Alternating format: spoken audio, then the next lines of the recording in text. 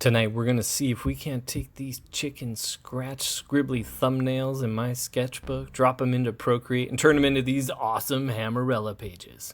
Can I pull it off? Of course I can, but you're going to have to stick around to see how. I'm Ryan Wynn, and this is Running Lapse.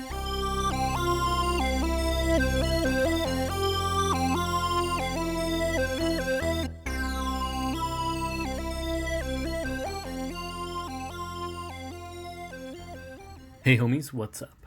Ryan Wynn here with another episode of Running Lapse, the Procreate time-lapse series where I take a sketchbook snapshot of something I've drawn in my sketchbook, drop it into Procreate, and then we get to work, whether it's finishing the pencils, doing digital inks, a little of both, or some painting.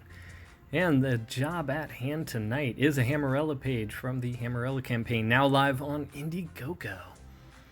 So what we have here is a young Hammerella on the run or on the fly from the Ember Hawk, as we can see here. Each panel here was taken from something I had drawn or laid out in my sketchbook, and then I'm manipulating and tweaking it in Procreate. This is a device used to save time while still maintaining that my style and the energy that I like to get on my pencil drawings comes through. I tend to be really good at drawing small and really good at drawing large, but I'm not great at drawing medium-sized shapes and medium characters and things like that. So sometimes when I'm having one of those days, it's really nice to go into Procreate and I can draw a little tiny head and then blow it up, and it's the proportions into the proper proportions that I like. And then I can tighten it up at the size I need it to. Because you always want to draw at the size it's going to be, because if you draw small and zoom out, it's going to blur, as you could see from just the simple layouts I did there. And if you draw big and zoom and pull it back too much, it tends to have like too much detail and too many fine lines. That's one of the ways people get lost digitally inking, is they zoom in too much and do too much, too many lines, too many details, and when you zoom out, it's either all lost or it creates this weird kind of focus, this weird busy kind of moire, or whatever you'd want to call it, this strange effect. So I like to pretty much do all the penciling on the figure the size it's going to be. Now you may think I'm crazy for using Procreate instead of Clip Studio Paint, but I have to be able to work at a certain speed and a certain rate, and the Clip Studio Canvas interface is way too clunky and slow for me. The Procreate Canvas and interface allows me to spin the page at almost at the same speed I spin the page on my board, which is really quick. I use my left hand to spin my page around while I'm drawing or inking, and I need it to be able to, I need whatever digital platform I'm doing to be able to copy that. So you'll see here I use the Symmetry tool, and that was something I used for the arms and part of the face, but then when I got into the hair and the clothes, obviously I didn't do that. And then we used the sort of snapping tool that Procreate has to do those speed lines, where normally I would use a ruler. I would find my perspective line and use a ruler. So here we have another effect of the snapshot to a sketchbook to snapshot effect. So here was an angle for her head that I liked, and I used it here, changed the eye and the eyebrow shape a little, but that gave me the opportunity to jump right into the panel. I had worked out everything on paper already. I had worked out, I say worked out everything as if I've worked out all the details, and then that's not true. I've worked out all the pacing and the positions of everything that I wanted the panel all on paper, and then use those thumbnails as a guide to do all of these adjustments. So here we have the Ember Hawk coming after her, angry about what's happened on the page before, which is what Hammerella's crying about. But to find out, you're gonna have to go back the project. So far, we're doing pretty good. We're almost at 40%. We're almost a week in. Or I think tonight will be a week. And so yeah, we're doing really good.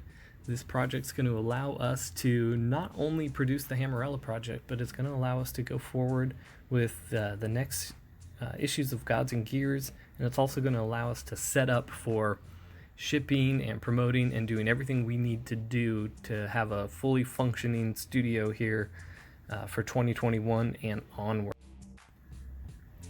So I had done a previous take on this video and I felt like it was pretty good and it was really informative, and then the device on my phone, the app on my phone that I was using for the first time to test it out, it didn't take the recording.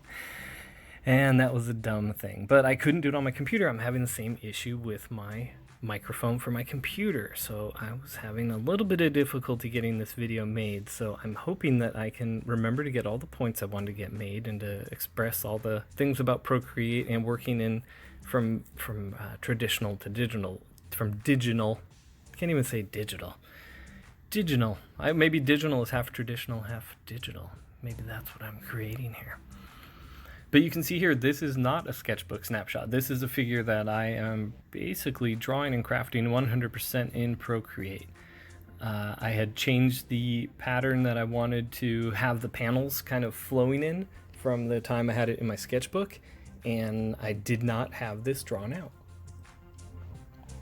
So to me, I feel like I did a pretty good job in the final version. I don't think you can tell what originally came from a traditional sketch and what came from a completely digital fabrication. At least I'm hoping you can't tell. Now this is, I do work in layers where I do have that light blue layer, and I only work in non-photo blue out of, I'm used to it. I grew up using non-photo blue. The artist before me used non-photo blue. It's just something I'm kind of used to. You can work in various gray tones if you want and just lighten the layers, or you can work in various colors, but blue tends to still work well for me, so I'll throw that on a different layer and maybe have one or two of those layers where I work it out and then move on to a darker lead and then move on to the inking.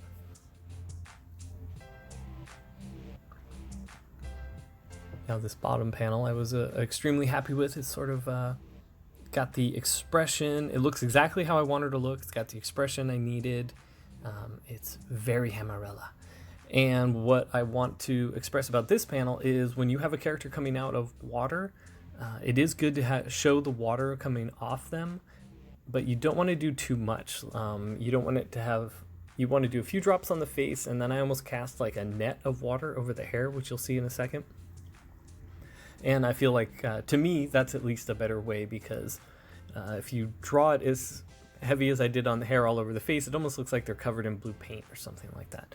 Now this panel here that I'm inking with the Ember Hawk flying over the water, I really wanted that to be something different. I think it's super cool. I think it shows that it's flown past, and where that water is kind of whooshing up in a circular shape, that's where the Ember Hawk opened its wings as it's gliding by. So I think that shows that motion, action, this or that, but I really, really wanted it to be this bubbling cauldron of steaming water as it flew by, that, you know, it's the Ember Hawk itself is so hot, created from flames, that it just boils the water.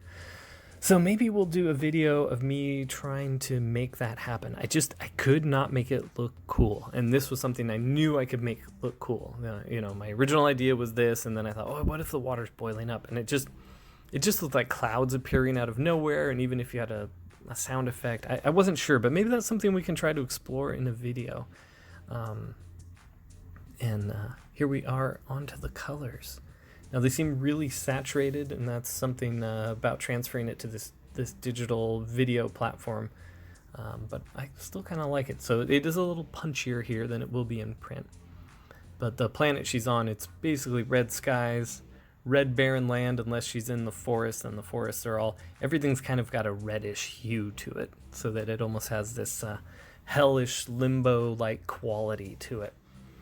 And all this coloring is done in Procreate as well. Sometimes I'll take the pages and drop them into Photoshop so that I can do adjustments for the pigment count, because I'm pretty picky about how the colors are going to go to print, and I've had enough experience where I know I need to lighten certain reds or certain browns in order for them to turn out right, and, you know, make sure there's not too much black in the ink and things like that. But we can go over all that stuff another time. Now you may think I'm crazy for doing all of this in Procreate and not Clip Studio, and I've explained why I like Procreate more, and that's just the way I can spin the page, and it's the functionality of the canvas more than anything, because Clip Studio does have amazing tools set up just for comic book work. But I've found some workarounds to that, so it works best for me, and I really like the way the coloring program is set up and things like that. So let me know if you use Procreate. Let me know how you use Procreate. Let me know if you have tried going from sketchbook to digital, if that's a technique you like, or if it's something you want to try. I like to discuss these things with you guys. I want you guys to yell at me for being an idiot about Clip Studio and all that. I'd like to hear what you guys got to say. So I do want to touch on the storytelling here that I'm super proud of, and we're going to be doing more of this in Hammerella, where that top panel in this shot here, where the Ember Hawk is flown past and Hammerella falls into the water, then the following panel you see her bursting through underneath the water there, and coming back up and leading you to the Ember Hawk in that next panel as it flies away. And that's the fun storytelling I want to bring to this book. Every page I'm going to try to bring aspects like that, where you're not distracted by it, but it's just this extra added fun quality that I can bring to it with my years of storytelling experience. So if you have not backed Hammerella, I don't know what you're waiting for. We need you to hit that link, go over there, pick an awesome perk, back us today to help the Gods and Gears universe get extended, expanded, and go beyond the first 4 issues we have. If you have done ink-alongs, I am going to be putting those together in the next video. Thank you all for the awesome participations you've been doing with that. And until next time, take care of yourselves, take care of each other, and take it easy.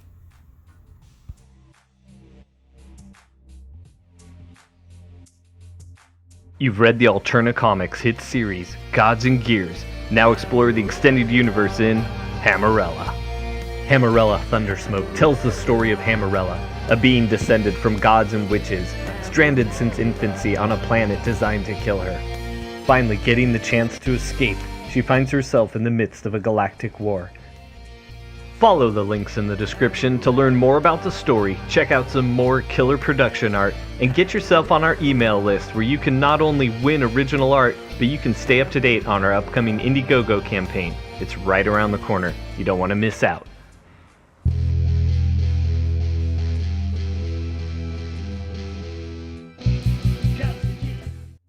Stupid cat.